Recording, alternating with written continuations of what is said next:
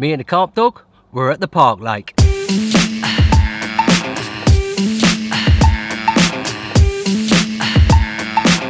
Welcome to the next summer vlog and welcome to the channel.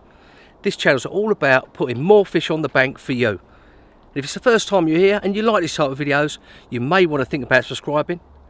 And if you are a subscriber or you do subscribe, then hit that bell icon and you'll never miss another video again. So what's in store for this 48 hours of me and it fishing? Well, we're going to talk about rigs, we're going to talk about the camera equipment that I use, and you're going to join us for a 48-hour session where we try and put fish on the bank. So without further ado, we're going to go and try and find some fish.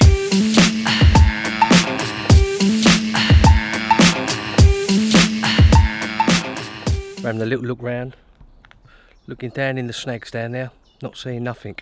Where I'm expecting to see them, I'm not seeing them. So we're going to keep on pushing the barrel around, see if we can find anything. In no rush. I mean, it's 7 o'clock now, don't get dark till 9:30. Got a couple of hours. It's just got to find them really. It's got to find them or signs of them. Last few times I've been down, I've seen them just on dusk, so I might not even set up until it gets dark or till I see him. So me and him, here he is, look. He's happy as anything. He's out in the open air. I'm sweating my nuts off. It's 29 degrees today. It's always worth taking some water with you, even when you're pushing the barrel around. It's just so hot. So we're going to try and find them. Push on keeping on, as I say. See if we can find them scaly sods. See if we can find them old warriors. Present the bait to them and try and catch them. Let's keep on keeping on, eh? It's about 20 to 9, about half an hour, 40 minutes before it gets dark, and we're still searching. I haven't seen nothing at all. All my fishing, 99.9% of it's done on confidence and seeing fish and moving onto them and, you know, setting your traps where the fish in the area. But when there's nothing to go on, it's pretty hard. You know, you guys must come across this as well when you're fishing. So at the moment I'm a bit lost. I want to set up somewhere, but I don't know where to set up. And we've had, haven't we? Look, and we've had a bit of an occurrence with the barra.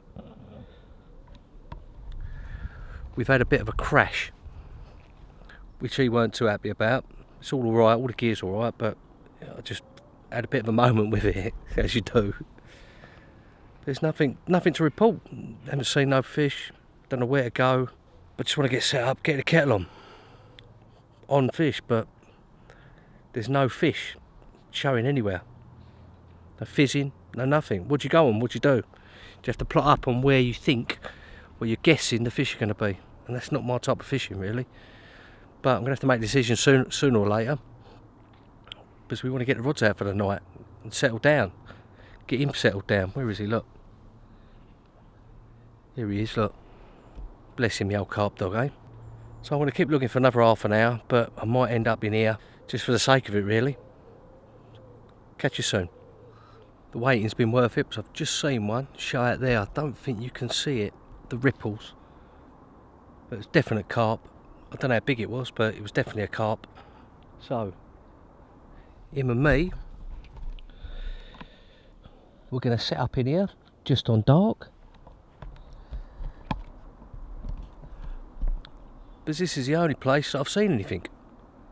And I've been proper looking. I walked all the way up there, walked all the way round. It's the only place I've seen anything.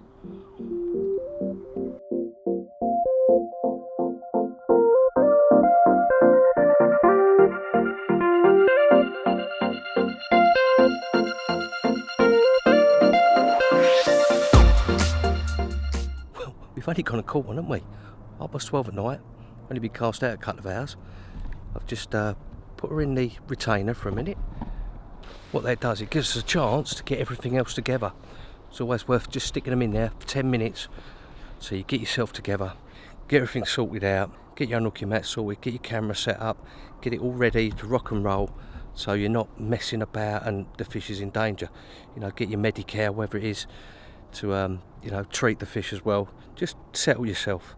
You know, you've got plenty of time. Get sorted. So I'm going to get sorted, get her up, and have a few photos with her. Well, would you believe it? 43.6. Let her have a little rest. Got all my camera gear all sorted out. Now I'm going to put a bit of water on. I've just checked her mouth, put a bit of stuff on it. Now I'm going to get her up and have a couple of photos with her.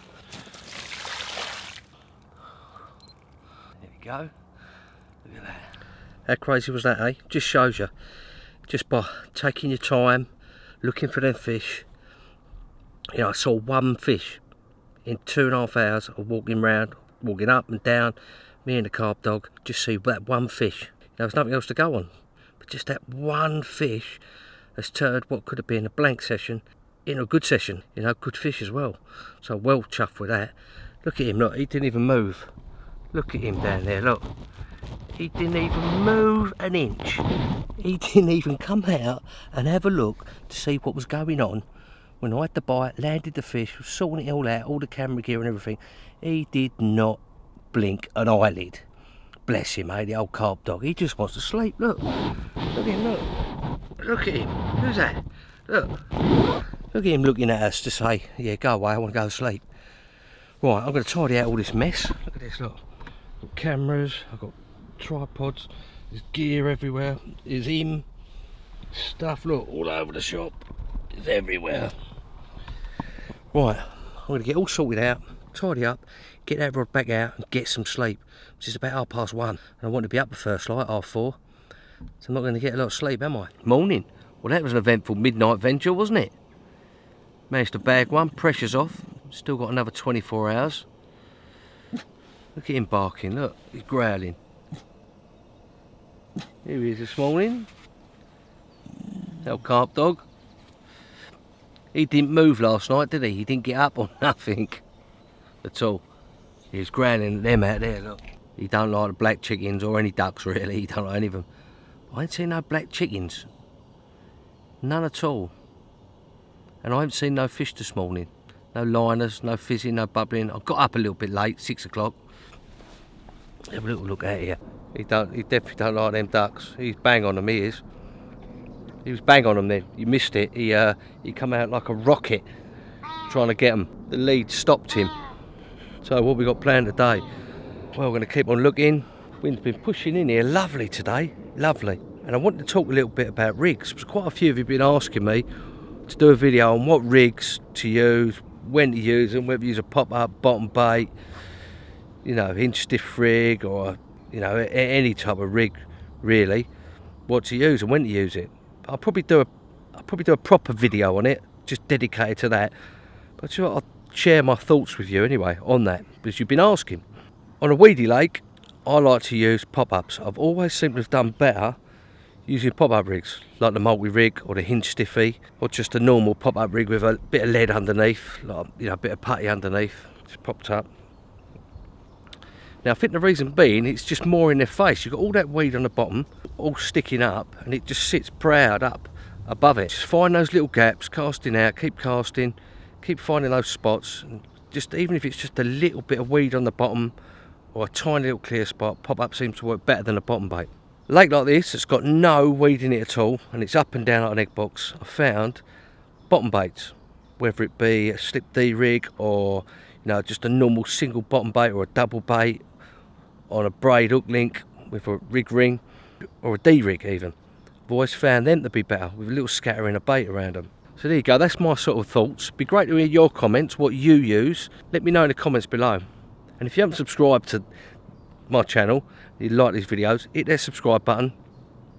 Don't forget to hit the bell icon, then you never miss any of these videos. And you won't miss the video, the dedicated video on rigs and what type of lakes you should use them on. So that's my thoughts on that. Look at him, look at him, look. He's done a little jaunt this morning. It's one of the first times I've seen him out for the last couple of months, isn't it? It's quite a rare occurrence. It's quite a rare occurrence to see him, isn't it? Look, here he is, look. He's out sunning himself. Bless him, eh? Bless his cottons. So kettle's on, kettle's boiling actually, look. Kettle's boiling. So, I'm going to make me a cup of tea, maybe get a bit of breakfast on, and see what the day brings. Well, we've had a move, me and him. Here he is. We've had a move, because that wind's hacking in here like a mad one. I don't know if you can actually hear me. It's so blustery. We've seen fish down here, probably seen about 6 or 7 shows. So I had a walk round earlier on and I saw a couple of fish in here, so I went, rushed back, packed up. I've come back here, I've just put 3 singles out there, 1 ounce leads, slacking the lines off, haven't even put any bubbers on. Look, all my gear's still on the barra. Opportunist, you know, it might be an opportunity that I might get a bite, hopefully. You know, I know I'm just greedy after having one last night, but if you're here, you might as well fish effectively, mightn't you? Can't be camping, got to be on the fish. And the rods are out there, I've seen a few, and it's looking rather good. And the wind's going to keep up blowing in here, pressure's going to drop, and it's going to rain tomorrow afternoon, but I'll be gone by then. So, look at that out there, look, wind is hacking in here. Slack lines out there. Looking rather good, isn't it?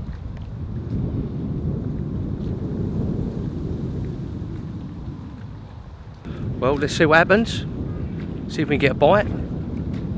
They might move yet, but I don't know. I'm going to probably set up in here for the night anyway because the wind's going to blow in here. Let's see what happens.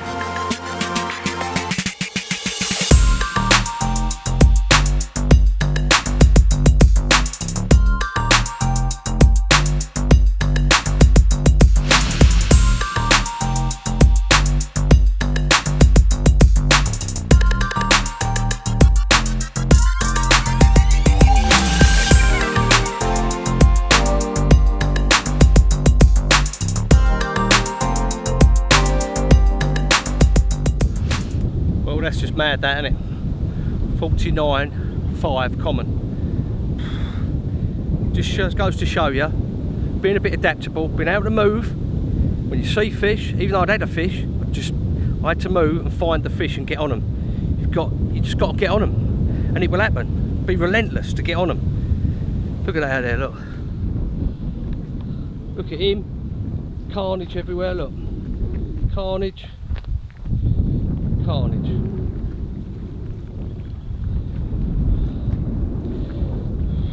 So start again. That gave me such a fight. I just think I might have to move again. It just ruined the swim. Madness. Right, let's get all this lot sorted out. Let's decide what we're going to do. See you soon. I think I'm going to need a rest burying all this kit around everywhere. There he is. Look, he's barking at everyone. Look, he's barking. Bless him. Look.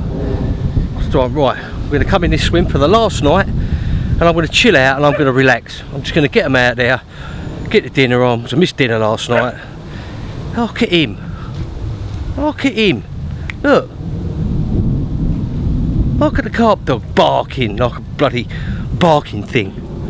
But this is where you may recognise this swim from a couple of vlogs before. So, as I said, we're going to settle down, chill out, and then tomorrow, before I pack up, I'm going to show you the camera setup that I use for taking my pictures. See you soon.